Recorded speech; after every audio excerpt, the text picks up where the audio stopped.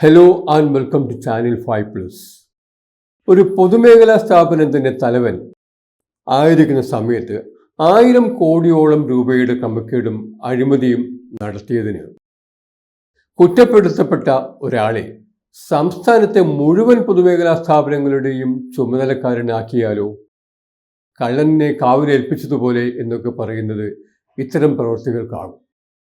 അഴിമതി വിരുദ്ധതയുടെ മിശിഹപ്പട്ടം അവകാശപ്പെടുന്ന കേരളത്തിലെ സർക്കാരാണ് ഈ വിരോധാഭാസം കാണിച്ചത്. അങ്കമാലിക്കടുത്ത് അത്താണിയിലെ Kerala agro machinery corporation KAMCO managing director ആയിരിക്കെ സാധനങ്ങൾ വാങ്ങുന്നതിൽ വൻ ക്രമക്കേട് നടത്തിയെന്ന് C&AG ചൂണ്ടിക്കാട്ടിയ ആളെ പൊതുമേഖലാ സ്ഥാപനങ്ങളുടെ മേൽനോട്ട ചുമതലയുള്ള bureau of public enterprises BPE director ആയി നിയമിച്ചാണ് സർക്കാർ അഴിമതി വിരുദ്ധതയുടെ നേർരൂപമാവുന്നത്.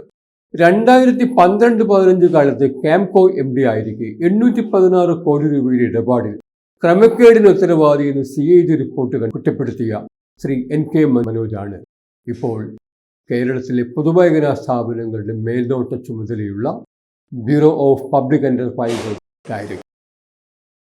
ക്യാംകോ അടക്കം 103 സംസ്ഥാന പൊതുമേഖലാ സ്ഥാപനങ്ങൾ ഇപ്പോൾ ഇദ്ദേഹത്തിന്റെ നിയന്ത്രണത്തിലാണ്.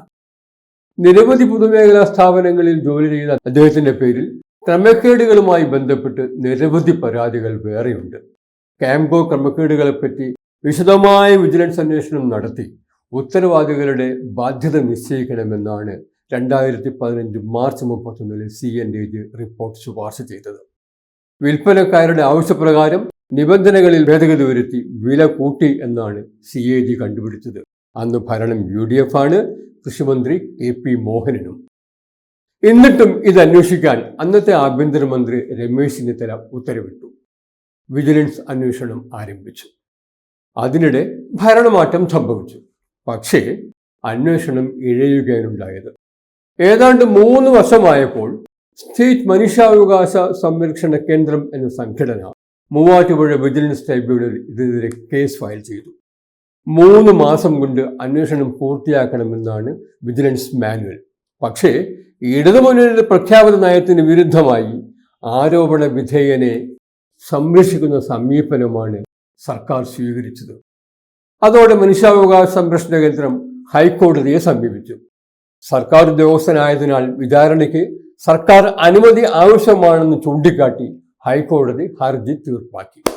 അതനുസരിച്ച് NK മനോജിനെ കുറ്റവിചാരണ ചെയ്യാൻ ഈ സംഘടന സർക്കാരിന് അനുമതിക്ക് അപേക്ഷിച്ചു. അത്ഭുതം, ഇടത് സർക്കാർ പ്രോസിക്യൂഷൻ അനുമതി കൊടുത്തേയില്ല. ക്രമക്കേട് നടന്നത് UDF കാലത്താണെന്ന് ഒന്നുകൂടി ഓർക്കുക. പ്രോസിക്യൂഷൻ അനുമതി നിഷേധിച്ച ഉത്തരവ് റദ്ദാക്കി കിട്ടാൻ വീണ്ടും ഈ സംഘടന ഹൈക്കോടതിയെ സമീപിച്ചു. അതിൽ ശ്രീ മനോജ് അഴിമതി നിരോധന നിയമപ്രകാരമുള്ള കുറ്റങ്ങൾ ചെയ്തിട്ടുണ്ടെന്ന് പ്രഥമദൃഷ്ട്യാ വ്യക്തമാവുന്ന സാഹചര്യത്തിൽ പ്രോസിക്യൂഷൻ അനുമതി നിഷേധിച്ച സർക്കാർ ഉത്തരവ് ഹൈക്കോടതി റദ്ദാക്കി. അങ്ങനെ പരാതിക്കാരുടെ വാദങ്ങൾ കേട്ടും അവർ ഹാജരാക്കുന്ന രേഖകൾ പരിശോധിച്ചും പുതിയ ഉത്തരവിടാൻ സർക്കാരിന് ഹൈക്കോടതി നിർദ്ദേശം നൽകി. സർക്കാരിന് പക്ഷേ അനക്കമില്ല.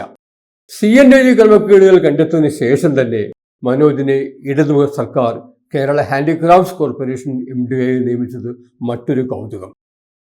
ഇപ്പോൾ ഇത്തരത്തിലുള്ള മുഴുവൻ പൊതുമേഖലാ സ്ഥാപനങ്ങളുടെയും പൂർണ്ണ നിയന്ത്രണാധികാര ചുമതലയിൽ ഭരണസിരാകേന്ദ്രമായ സെക്രട്ടേറിയറ്റിൽ വാഴുകയാണ് ശ്രീ മനോജ്.